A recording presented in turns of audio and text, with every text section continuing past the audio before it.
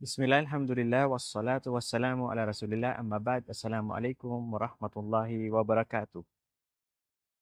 Paano silang gumagawa ng kabutihan pero hindi naman sila Muslim? Papapasukin ba sila sa paraiso sa araw ng paghukom? Ang madaling sagot, hindi. Ipaliwanag natin sa 3 puntos. Number 1, ang susi ng paraiso ay ang tauhid. Ang walang ibang dapat sambahin liban ang nag-iisang tagapaglikha na si Allah. So diyan pa lamang makikita natin, marami ng bagsak. Pangalawa, ang dalawang kondisyon para tanggapin ang ating mga gawa, of course, ang mabubuting gawa, ay dapat tuparin mo ang ikhlas. Number 1, meron kang sinseridad na ginagawa mo ang mga pagsamba, mabubuting gawa para lamang kay Allah. Hangad mo ang lugod at awa niya.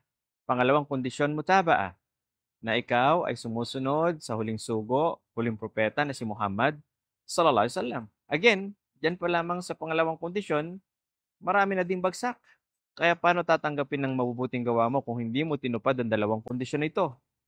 Pangatlong puntos, yung mabubuting gawa ng mga taong hindi Muslim, mapapakinabangan nila dito sa mundo. Pero sa kabilang buhay, wala silang mapapala. Kaya importante ang kaalamang ito. Hindi matatanggap ang mabubuting gawa kapag mamamatay kang hindi Muslim.